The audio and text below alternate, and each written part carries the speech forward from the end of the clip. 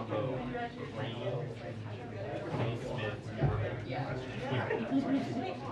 can't I get portals and the New York Times answer for it?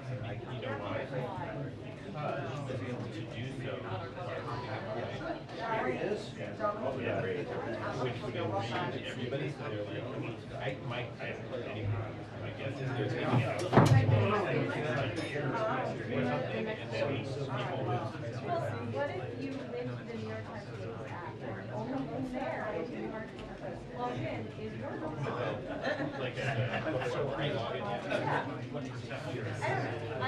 we just have that over there.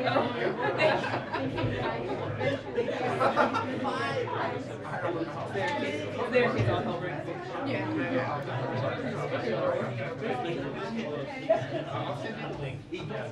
Okay.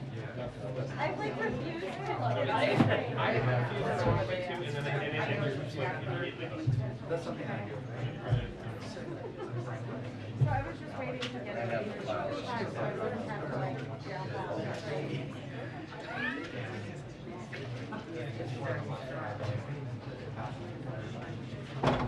Well, hey, Kate, welcome to the studio. Hello. Good to see you. Hi, everyone. I know I am not the redhead you're accustomed to seeing at this podium, but I hope you will hang with me nonetheless, so thank you. Before I take your questions, I wanted to start with a little bit of a topper here. So as you all know, today is Vietnam Veterans Day, and I'd like to take a moment to highlight critical investments that the President announced yesterday as part of his budget to uphold our sacred obligation to veterans and address the mental health crisis. During his first State of the Union address, President Biden outlined a four-part unity agenda focused on areas where members of both parties can come together and make additional progress for the American people. The President's budget advances this unity agenda through targeted investments to take on the mental health crisis, accelerate progress against cancer, deliver on our commitment to veterans, and combat the opioid epidemic, all while cutting the deficit and not raising taxes on anyone earning less than $400,000 a year. The budget proposes transformative mental health reforms that would expand coverage, reduce costs, and increase the number of mental health providers. As we commemorate Vietnam Veterans Day, I wanted to highlight how the budget proposes funding to improve VA services, reduce veteran suicide, end veteran homelessness, and address military toxic exposures. And it tackles the opioid and overdose epidemic with significant investments to reduce the illicit supply of drugs in our communities and prevent substance use disorder, expand treatment, and help people recover. Today, I also wanted to celebrate another example of the success of the President's industrial policy, with Governor Roy Cooper announcing the electric vehicle maker VinFast is investing $4 billion to build electric vehicle and batteries in North Carolina. That's an investment that will create more than 7,000 jobs, on top of the 423,000 manufacturing jobs created on the President's watch in his first year in office, the most in a single year since the early 1990s. We're building on that momentum with the Bipartisan Infrastructure Law, which is making historic investments in our roads, bridges, airports, and more, along with things like EV charging stations that are critical for America to own emerging industries. And we have a chance to redouble that progress with the Bipartisan Innovation Act, which cleared through the Senate last night with a massive bipartisan majority. This is legislation that will boost manufacturing, strengthen our supply chains, lower prices, and boost our economic and national security by making more critical components like semiconductors right here in America. We look forward to the House of Representatives moving quickly to start the formal conference on that bill so we can get this to the President's desk as soon as possible. And with that, I'm happy to take your questions. Darlene, why don't you kick us off? Thanks, Kate, and welcome. Thank you. I wanted to follow up with one question on the readout from the President's call earlier today with the European leaders. Can you say if they spent any time at all talking about his comment that Putin cannot remain in power or should not remain in power? They did not. I spoke with the President about this earlier. They did not. They were incredibly aligned, however, and spoke to some of the key issues that we are focused on here, including supplying weapons to Ukraine, including increasing costs on Russia, continuing to increase sanctions, supporting stable energy markets, and of course the state of diplomatic negotiations. And obviously the conversation today came on the heels of the President's successful trip to Europe last week, in which he stood with some of our European allies and announced efforts to redouble NATO forces on the eastern flank to announce an additional $1 billion in humanitarian aid to Ukraine, and to continue to show incredible unity with our European partners and allies as we tackle this crisis in Russia. Second question, is there any comment or reaction to the FDA approving a fourth booster shot for people over 50? So this is a good thing, and it is a straightforward thing. The CDC and the FDA are now allowing and will make available booster shots, a fourth shot for people over 50 and for the immunocompromised. We have plenty of supply to ensure that those populations can receive these shots. But what I would say is that if at some point it becomes recommended that the full population requires a fourth shot, we're going to need additional funding. We're going to need the additional funding we've requested of Congress to be able to provide those shots for the broader population. But we do have the supply, and people will be able to go. People in those populations over 50 and up will be able to go and get those shots. Mike Vinley. First, I wanted to ask about the talks that are happening underway in Turkey at the moment between the Russians and the Ukrainians. What is the White House's visibility into those discussions? And have U.S. officials seen any evidence to back up Russia's claims that they're pulling some of their forces back from Kyiv? Obviously, the president said he wanted to see what the Russians actually did versus what they said. Yeah. So we are in close contact with the Ukrainians and are supportive of their efforts to engage in diplomacy and to try to reach a ceasefire. We are prepared to be helpful however we can and are focused on putting Ukraine in the strongest possible position, both on the battlefield and at the negotiating table. We obviously continue to provide security assistance, to provide weapons, to ensure that they are able to push back on Russian aggression, and we continue to increase pressure on Putin and on Russia by imposing severe costs in partnership with our allies and partners. So we defer to the Ukrainians to discuss the specifics of the negotiations, but we are, of course, committed to a Ukraine that is sovereign, independent, and secure. And we are in constant conversation with the Ukrainian government and our allies and partners, but as always, we keep those conversations private. To your second question about Kyiv, obviously, and what we heard from the Russians today, you obviously heard the president address this and say that we'll need to watch and see if their actions meet their words. But I think we should be clear-eyed about the reality of what's happening on the ground, and no one should be fooled by Russia's announcements. We believe any movement of forces from around Kyiv is a redeployment and not a withdrawal, and the world should be prepared for a major offensive against other areas of Ukraine. Everyone should expect that we're going to continue to see attacks across Ukraine. Obviously, a key message that the president delivered on his trip to Europe last week was that we are in for a long slog, that our allies and partners need to remain, that our resolve needs to remain strong, and that we need to continue to execute on the strategy of inflicting significant cost on the Russian economy, and again, strengthening Ukraine on the battlefield and at the negotiating table. On the subject of the president's remarks in Poland about President Putin, obviously yesterday he tried to suggest that there was a distinction between his personal views of what he thought was a moral outrage versus an official policy position on the part of the United States. But you know full well something that candidate Joe Biden said virtually every day on the campaign trail, which is that the words of a president matter, that they can, as he often put it, lead a country into war. Is he not living up to the standard that he set himself during the campaign?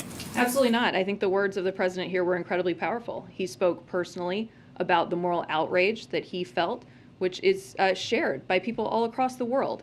It does not mean he is articulating a change in policy. It does not mean he's laying out a change in U.S. policy. He met with refugees, as again, many of you were on that trip and saw that firsthand some of the pain that Vladimir Putin has inflicted on people who are fleeing their homes and who are seeing their country war-torn. So this was an incredibly personal, powerful statement of moral outrage. It was not an articulation of a new U.S. policy. And I think both of those things can be and are true. And you spent some time with the president. Last question, Kate. Is he frustrated, or does he regret that those words at the very end of the speech overshadowed a larger message, which obviously he put a lot of thought into in the days leading up? Absolutely not. He spoke from the heart. He, as he always does, as you know very well from having covered him for a long time, as many of you do, and as the American people know, he speaks from the heart. He says what he feels. And no, he absolutely does not regret that in any way. Justin Singh. Hey, Kate. Following on Darlene's question, will the president and vice president be receiving fourth booster shots, and do you have a sense of timeline on that? So I can speak to the president, who will make this decision in consultation with his doctor. Obviously, if his doctor recommends that he receive a fourth booster, then he would, but he'll make that decision in consultation with his doctor. I will check on the vice president. I don't know. And then earlier you were talking about the call on supporting stable energy markets. During the president's trip last week, there seemed to be momentum behind the idea of a coordinated strategic petroleum reserve release, and so I'm wondering if you can provide any update on whether that topic came up in the conversation today, or a time frame or outlook for that.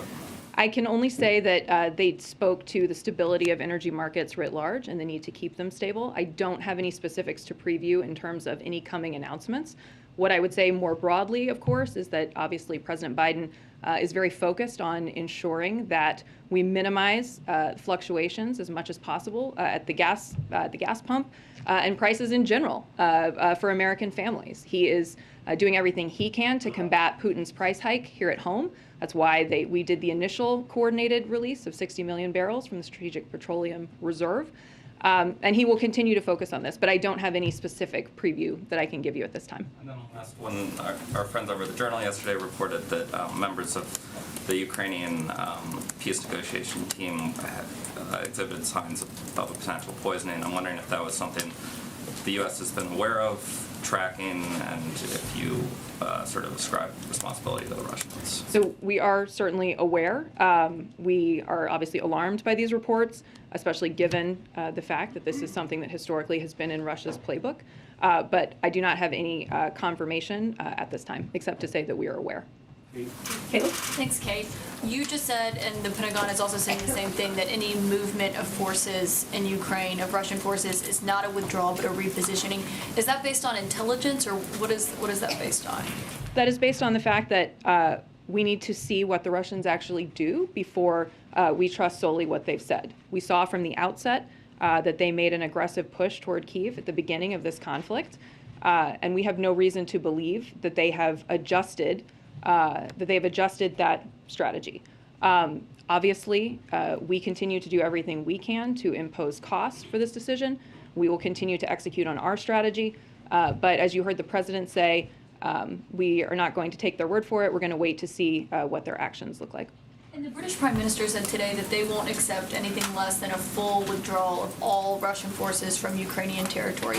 Does President Biden share that view that reduced military activity is not enough?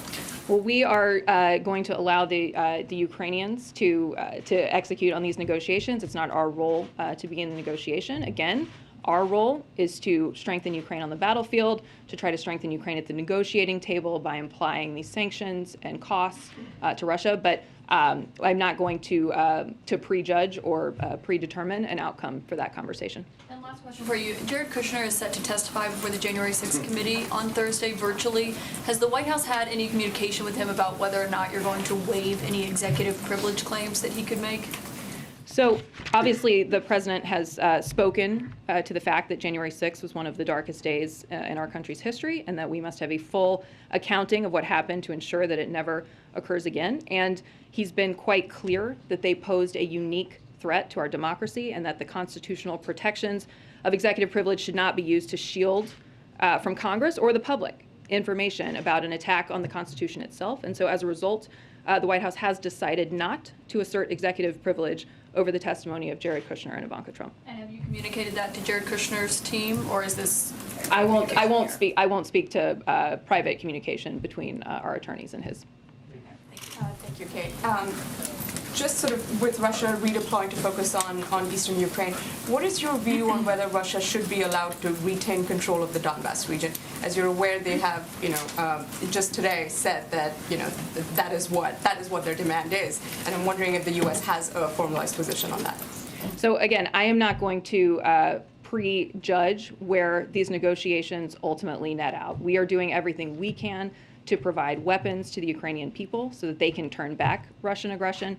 And we're doing everything we can to impose severe costs on Russia and on the Russian economy. I am not going to prejudge the ultimate outcome, certainly not from standing here at this podium.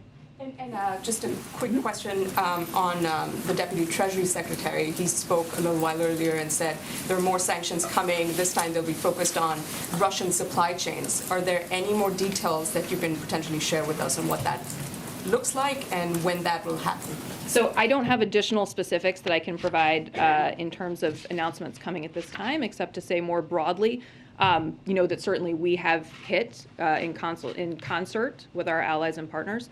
We have hit very hard at the things that Putin cares about the most.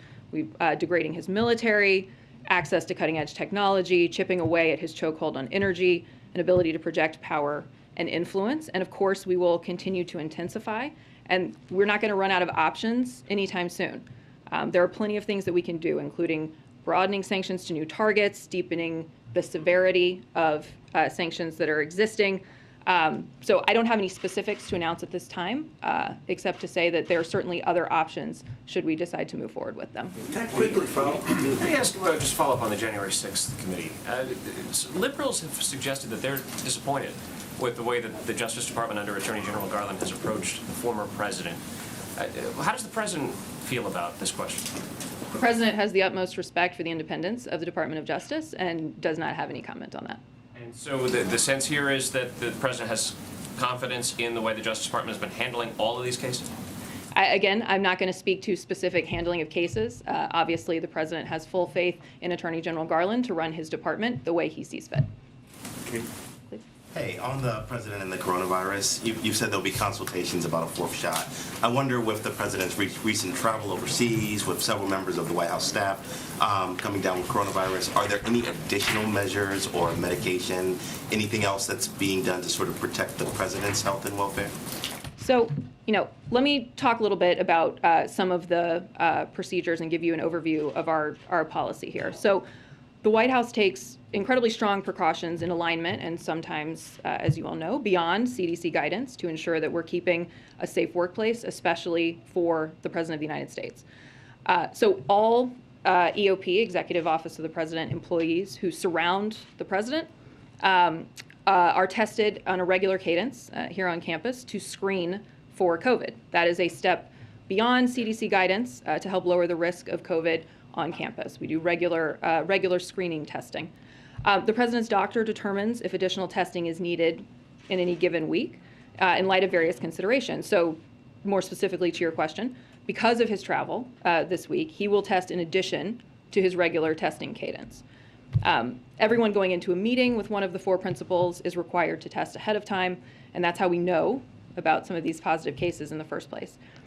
So for those employees who test positive, they're required to isolate in alignment with CDC guidance and must test negative before returning to work, which is also a step beyond CDC guidance. So we take every measure here to ensure that we are protecting the four principals and also protecting our staff and our workforce. But because of his travel, he will do some additional testing in addition to his regular cadence. Sure, just to follow up, I want to make sure I'm clear. What about any medications? Is he taking any additional medications or any other treatments or anything like that? I understand about the testing and about we all get tested when we get near the president.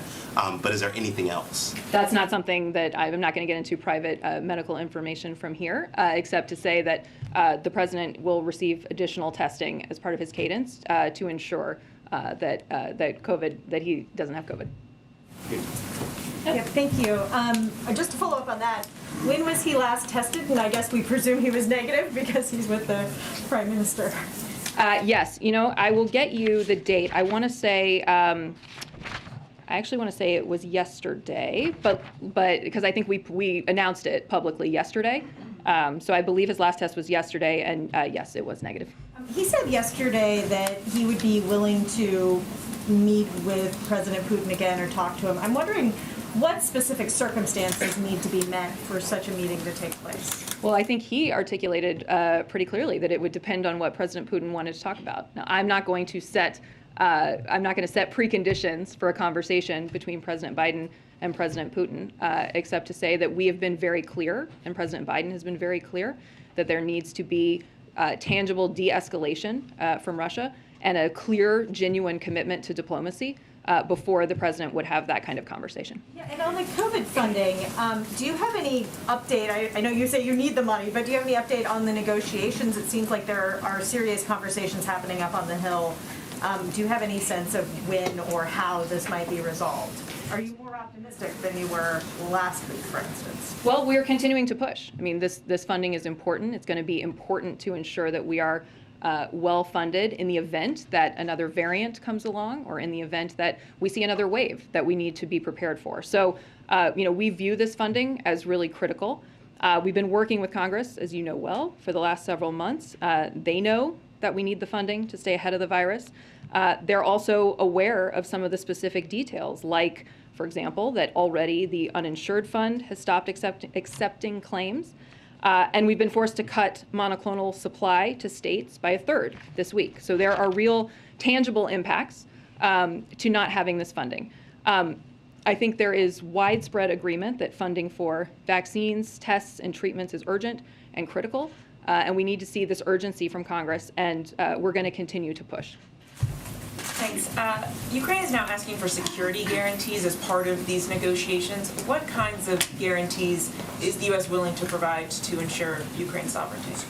So these are not specifics that I'm prepared to be able to announce from this podium. Obviously, we are working very closely with Ukraine on a wide array of options, things to help ensure their sovereignty and ensure their security.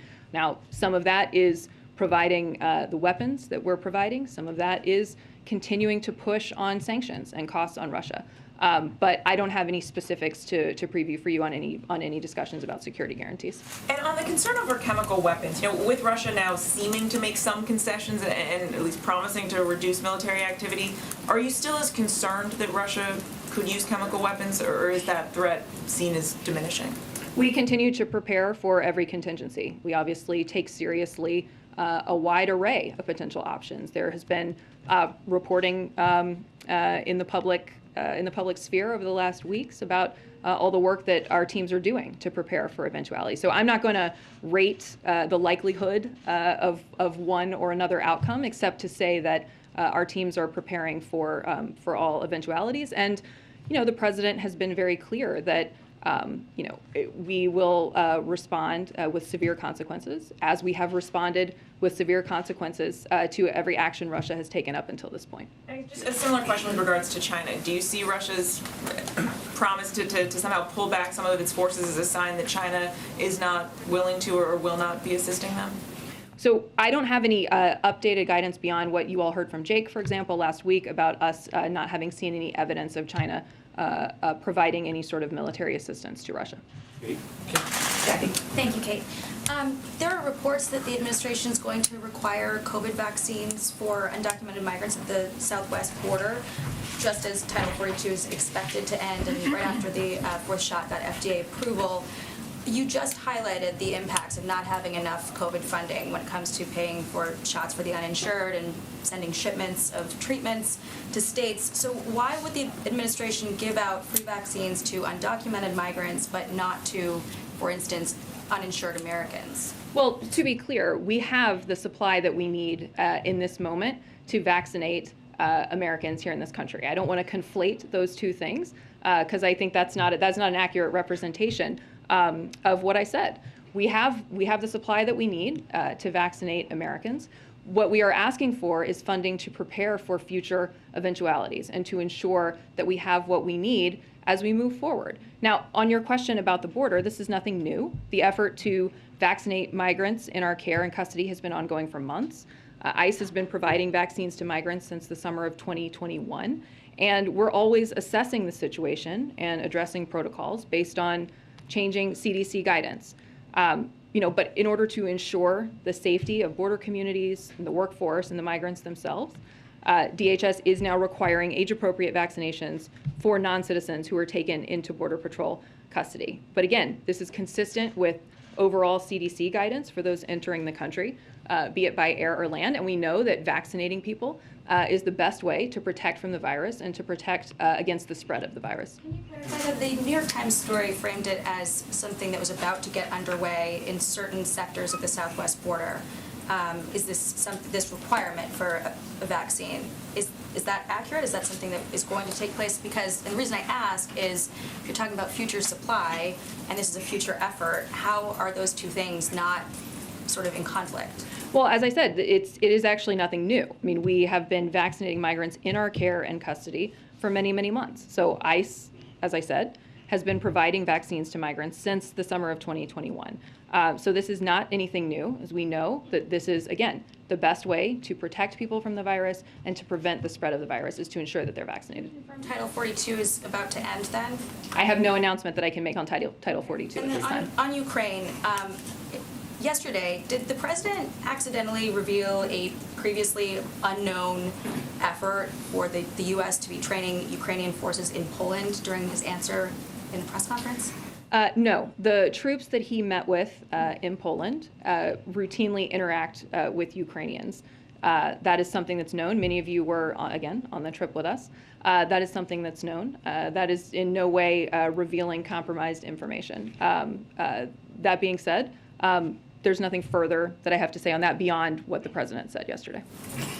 Just to follow up, I know you said just now you don't have any news on Title 42, which expires on Friday, or at least the current use of it.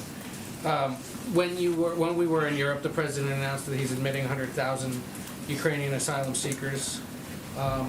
They are exempt from Title 42. Why? So obviously we are looking at an extreme crisis in Ukraine. I think it is easy to look at the incredible volume of displacement and the duress that people are under in Ukraine, and understand that we need to make efforts to ensure that we are moving to get them to places that are safe. What I can say more broadly about our efforts to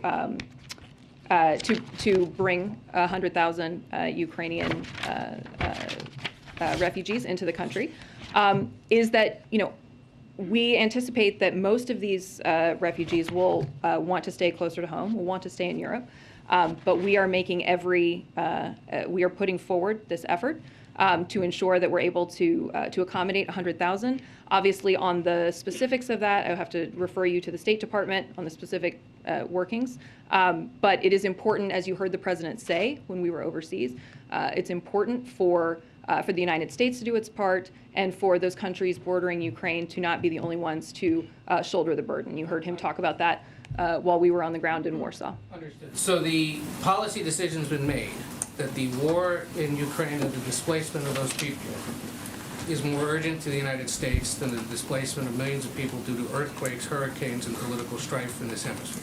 I think that's a little bit putting words in my mouth. My point was only that we're interpreted, though, by many immigration advocates and others on this side of the world. That's a little bit putting words in my mouth. All I'm saying is that we have put forward a process to allow to bring 100,000 Ukrainian refugees into the country, given the incredible duress and the crisis that they're facing in their homeland. Two other quick follow-ups. You said to Cleve on the question of any medications the president may be taking because of COVID, that that's private medical information. Is that to say that if he is taking something currently, it'll be revealed in his next medical report that we get at some point? That's the way that Alexis and Crestor and Dymista have been revealed in the last one? That's simply to say that I don't have anything in this moment to provide at the podium. That's medical information. If there is a moment in which it needs to be disclosed, it would obviously be disclosed. As you know, we put out an incredibly fulsome physical report on the president's health every year. So that's simply to say I don't have anything to disclose from this podium at this time. And then on the Trump logs that appear to have hours of information missing, has the January 6th committee asked this White House to try to find that information or implore the archives to dig deeper for them? Has the White House counsel's office attempted to help reconstruct that record at all? I would refer you to the archives on that. I don't have any additional information from the counsel's office at this time. Okay, thank you, Kate. Two ones on Ukraine again, if I may. So the sanctions are obviously the stick. Is there some thinking already about what the carrot could be? Essentially, is there going to be some sort of schedule laid out, like you do this comes off, and a route map, I suppose, is what it's called. Well, I don't know that Russian activity at this time necessarily merits a carrot. We have been very focused on the stick. Again, I am not going to prejudge or lay down any contours of any ultimate negotiation. That is not our role. Again, our role is to strengthen Ukraine on the battlefield, strengthen Ukraine at the negotiating table. I'm not going to prejudge any of the what ultimately those diplomatic solutions may or may not look like. And just following up on your previous answer about the troops in Poland, Jen did say clearly last week there are no U.S. training programs for Ukrainians outside of Ukraine. Obviously not in Ukraine, but nowhere else either. I actually asked the question, that's what she said, no.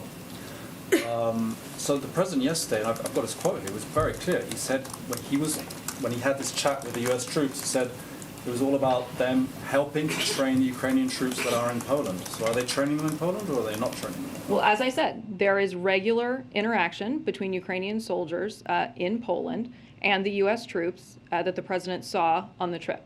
There's no further detail that I can add on that, except to say that there is regular interaction. As you saw, we were there near the border, and there's regular interaction between those troops that he saw and Ukrainians. Yes. Thanks, Kate. No, go ahead. Just to follow up on Russian oligarch Abramovich, who was photographed today during the peace talks. Does the U.S. have a clear idea what his role is during these talks?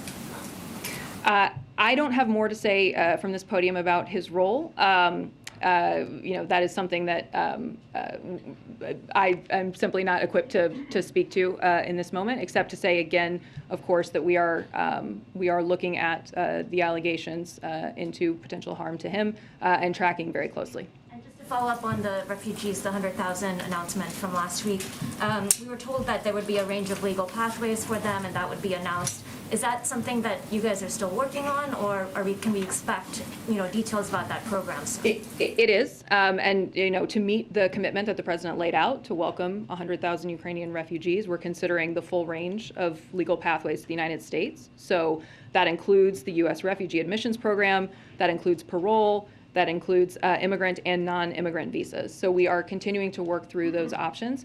And again, ultimately, I would refer you to the State Department for additional detail on how that will work. Can I ask you a follow-up question on refugees? Sure. Many people have been advocating that what you are doing for Ukrainian right now is what you should also do for Ethiopian. As you know, tens of thousands of Ethiopians have been killed, millions have been displaced. Why not do the same thing that you do to Europeans, to African, to Ethiopian, and then to Cameroonian? And then one second question, I want to talk about Will Smith and Chris Rock. It's the biggest story right now. You saw the level of violence that was unleashed on Chris Rock. Is that something that the White House condoned, that type of violence? Do you condemn it? And do you do anything to support comedians who are being attacked and other artists? Thank you. So I don't have any official comment from the White House on the altercation. I know the president was not able to watch the Oscars, didn't see it. So I don't have any official comment from him or from the White House on this. Thank you. The question on Ethiopia, the Ethiopia question. Exactly. I'm sorry. I don't have any. You're right. I don't have any additional detail on any plans there. Obviously, as we are focused on working to welcome 100,000 Ukrainian refugees here, that does not eliminate work that's being done in other areas. I don't have any specifics to announce from this podium at this time on any plans there. So if you condemn the violence at the Oscar, is that something that you condemn or you condemn? I don't have a White House comment on that. The Washington Post reports that Anita Dunn was here at the White House on a special 1-week assignment last month. I'm wondering if you could tell us a little bit more about what was so important for her to be brought in on a 1-week assignment like that, and then do any other staffers or former staffers in Biden world enjoy that sort of drop-in opportunity? And finally, is it true that Dunn avoided any ethics rules that would restrict former White House officials from lobbying 1 year after leaving their post? So what I would say to that is Anita is an incredibly trusted advisor who has known the president for a long time, and she did recently come back to the White House temporarily to bring her expertise and add capacity at a key time for the White House. She came to fill in for a staffer who needed to be out for personal reasons. She did this as an SGE, as you know, a special government employee, which is a temporary, short-term assignment and classification for employees who come to work for the White House in a temporary manner. It's a designation that past administrations have used for the same purpose, and Anita is not the only person to have served in this administration as an SGE. Anita and other SGEs receive rigorous counseling on their ethics obligations as an SGE, including avoiding any potential conflicts of interest. And Anita, of course, has always held herself to the highest standards, consistent with this administration's commitment to ethics, abiding by all federal ethics laws and policies applicable to SGEs. And then one more, 45 minutes after the president's remarks wrapped in Warsaw on Saturday, that was when a statement landed in everyone's inboxes from an unnamed White House official saying that no, the administration did not in fact change its policy with regards to Russia. I'm wondering if you can tell us anything about what happened in the interim in that 45 minutes. Did the president himself conclude that perhaps there needed to be some further clarification, or did White House advisors come to him and say, perhaps you should revisit your recent remarks? Why was that statement issued? Well, I can tell you from working for President Biden for 7 years that only President Biden decides what President Biden is going to say. So the statement was simply a confirmation of what the president, of what you then heard from the president himself yesterday, that statement did not represent a policy change, official policy change on behalf of the United States. Who prompted it, Kate? I mean, did that come from the president, that particular statement that he's referencing, did that come from him to you all, or did you all go to him and say, we have to put this out? I'm not going to get into any further back and forth except to say that I have worked for him for a long time, and only he determines what he's going to say. Quick follow-up, Sure. quick follow-up. Have you all considered, when I spoke with authorities in Ukraine, they were saying the no-fly zone, or the fly cap that they'd like over their country would be, they could sustain that with lend-lease of aircraft and volunteer pilots. Has that been approached? Has the administration considered that? Would they consider, or would they consider that? Well, I think the president has been explicitly clear that he does not intend to engage U.S. troops in any way in direct conflict with the Russian military. And so, I'm sorry? This wouldn't be troops. They're talking about lend-lease for the aircraft, and they would supply the pilots. So I guess a couple of things. One is the assessment of our military is that the anti-air, anti-tank, the munitions that we're providing to the Ukrainians are the most effective things that they can have on the battlefield. That's the assessment of our military commanders, and of course, something that the president factors significantly into his decision making. The second thing I would say is that, again, he has been very clear that he is not interested in engaging the U.S. military in direct conflict with Russia. And there are for example, on the question of the MiGs, there are significant logistical challenges that may raise those issues. So as to whether there's a specific discussion about Lend-Lease, I don't have any further detail that I can provide on that, except to just lay out those kind of two key points that have really been driving the president's thinking and decision-making on this. As far as the assessment of the sanctions, when they first went in, the president said, hey, give us a month, and then we'll look at them.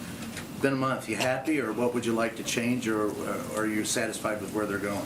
With regard to the sanctions that have been applied to Russia? Yes. I think you've seen us continue to escalate over the course of the last, since the invasion began on the 24th of February. You've seen unprecedented costs inflicted on the Russian economy. I think, again, even just last week while he was in Europe, the president announced another round of sanctions in consultation with our allies and partners. So we continue to increase the pressure and to ensure that we are inflicting maximum cost on Russia for its aggression. So you're happy with I want to know, what will President Biden's response if Israel bombs Iran's nuclear reactors? I am not going to get into that kind of hypothetical, but thank you. Thank you for the question. Thank you, Kate. Hi. So there are reports that the administration is considering providing Ukraine with an additional $500 million in aid, and is pushing European countries to make the same sort of effort. Can you confirm or provide more details on that? So what I can say to that is we are in constant consultation with our allies and partners about continued aid to Ukraine, but discussion of a specific dollar amount, there's no discussion currently of a specific dollar amount. Thanks. Two questions on Singapore. First question is, the Prime Minister welcomed the Indo-Pacific economic framework. When will we see the exact plan, and will the framework need to be ratified by the Congress? So I don't have an update on timeline for you on that. I would we'll be happy to come back to you with further information, but I don't have an update on when you can expect to see a timeline for that. I can certainly say that today's meeting between the two leaders demonstrated the strong security, economic, and people-to-people ties shared by the United States and Singapore, and President Biden looks forward to continuing to deepen those ties. And also in the joint statement, the U.S. and Singapore reaffirmed the right of freedom of navigation accorded by international law, including UNCLOS. Will the U.S. ratify UNCLOS under Biden administration? I don't have an answer for you at this moment, but I'm happy to get more information and come back to you on it. Thanks, Kate. I have a couple quick ones for you before we go. Following up on what Tarini asked you with regards to the refugee programs, it can take years for refugees to be able to be vetted to come into the United States. So does the White House have a sense of how quickly the Ukrainian refugees will be able to come to the U.S.? We're working to move as quickly as possible. I don't have a firm timeline that I can give you, but obviously we'll move as quickly as possible to bring in as many, up to that 100,000 as we possibly can. And after Florida Governor Ron DeSantis yesterday signed the state's parental rights and education legislation, Education Secretary Miguel Cardona said the administration would be monitoring its implementation to evaluate whether it violates federal civil rights law. Aside from monitoring the Florida law, is there any other actions that the White House plans to take? Well, both the president and Secretary Cardona spoke out very forcefully against the law. The president also put out a statement yesterday about the tragic impact of this kind of law on incredibly vulnerable population. And he said that, by signing this bill, the governor has chosen to target some of Florida's most vulnerable students and families, all while under the guise of parents' rights. So the Department of Education, as you noted, will monitor this law upon implementation to evaluate whether it violates federal civil rights law. And obviously, we will come back to you as we have more information on that. Thank you all very much. Appreciate it. Kate, President Trump is having Save America rallies in which he decries the Biden administration. Do you have any response to that?